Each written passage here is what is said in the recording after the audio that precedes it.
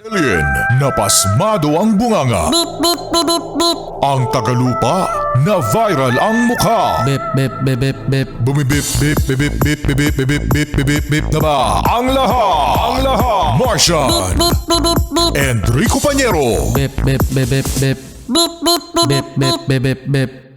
Bip, bip, bip, bip, bip.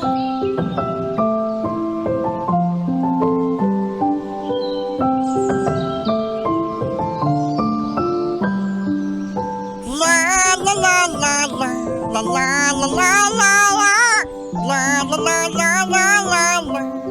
Bago ka magkwento, Marcia, nang wala ka kwenta-kwenta, sa kwentong lang kwenta mo nung isang araw ay i-shoutout naman natin ang mga yes friend natin na nanonood ngayon sa Facebook, sa Yes FM Manila. Happy listening. Mga nanonood na, nakikinig pa. Eh di wow. Eh di wow. Si Alfred Marcelino, si Gloria King, si Tin Rivera, si Aris Jordan. Marami. Tsaka si Chuck Chucky na nandirito na namigay ng kalendaryo. Salamat Chuck Chucky sa kalendaryo mo na ang petsa ay 2021. Salamat Chuck Chucky sa pagbisita at sa kalendaryo namin ng buong DJs ng Yes FM. Salamat Chuck Chucky. Na merong January 32. Salamat ha, Chuck ha. Tsaka may 13th month. Wow! Yan ang maganda kalendaryo, yung may 13th month. Bonus agad. Bonus.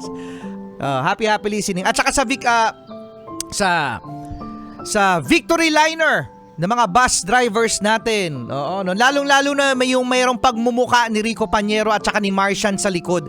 Uy, mayroon kaming dyan, Trans ad yata ang tawag doon kasi hindi mo naman billboard eh. May mukha kami ni Martian doon sa Victory Liner. Sana makita nyo, tapos picturean nyo, tapos send nyo sa amin. Oo nga, sana solo ako dyan eh. Si Rico Pañero ang epal dumikit sa akin. Oo nga, dalawa kasi kami dyan. Magkwento ka na, Martian. Ito na mga bata, mga yes friend, ang ating kwentong lakwenta, ang pinamagatang ang pugad. In English, Yes. uy, galing. Noong isang araw ay merong isang agila na ang galing-galing na gumawa ng kanyang nest, ng kanyang pugad. At amaze na amaze ang ibang ibon sa pugad ng agila.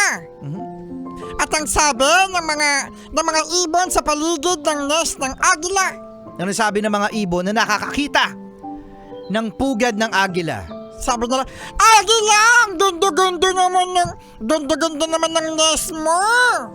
Sabi ng agila, salamat. At ang sabi naman ng mga ibon, paano mo ginawa yan? Turuan mo naman kami. Ang sabi naman ng agila, o sige, tuturuan ko kayo. Una, kailangan ay maghanap kayo ng puno.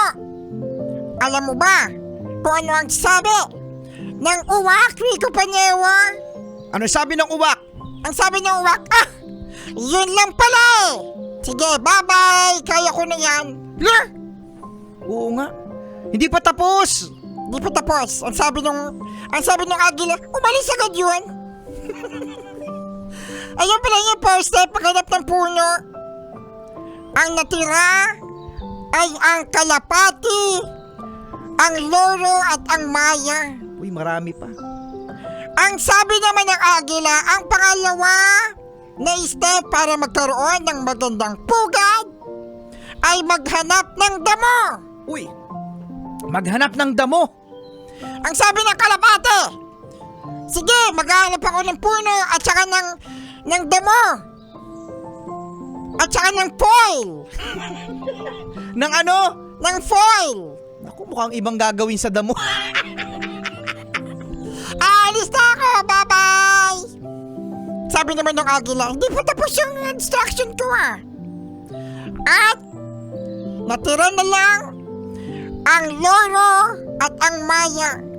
Ang sabi ng agila, gusto nyo pa bang malaman kung ano ang sikreto para sa magandang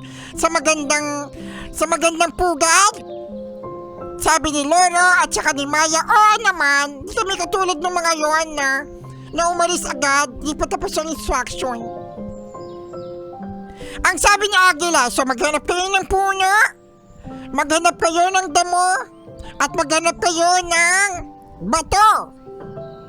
Sabi naman ng Loro, ha, yun lang pala eh, kaya ko na yan. Lumipad na si Loro at naiwan na lang si Maya. Kasi sabi ni Maya, mamaya na lang.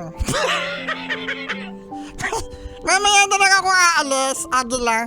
Nasaan yung last step mo? Ang dami mo kasing step! Hindi mo na lang sabihin na sabay-sabay. Sabi ni Agila, excited kasi yung mga yun eh. At ang sabi ni Agila kay Maya, ganito, so, hanap ka ng puno, hanap ka ng damo, hanap ka ng bato. Pagkatapos, ay, i-arrange mo sila ng maayos. Ngayon, ay alam na ni Maya kung paano magkaroon ng magandang pugad. Nakagawa na sila ng pugad, Rico Panyero! Oh!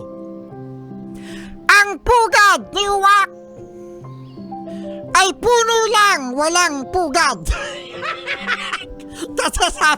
Kasi sabi ni Agila, maghanap ng puno. Maghanap ka ng puno. Ayun, walang pugad. Bobo. Sumunod naman sa kalapate. Naghanap ng damo! Correct. Ayun, bangag. Damo pala, ha? Si Loro. Naghanap ng bato! Ang kanyang pugad ang tigas. Pero si Maya ay meron ng puno. Ang kanyang pugad ay merong damo at bato, kaya matibay. Uy. Kaya mga bata, dapat kasi ay sumunod kayo sa instruction, okay? Sumunod sa instruction. Tama nga naman. Para tama ang inyong mga gagawin. At wag gayahin si Kalapate na naghanap ng damo at naging bangag. Sexy Mega na mga yes friend. Nakasama nyo Rico Panyero. At Marsan the cute sexy Megan na.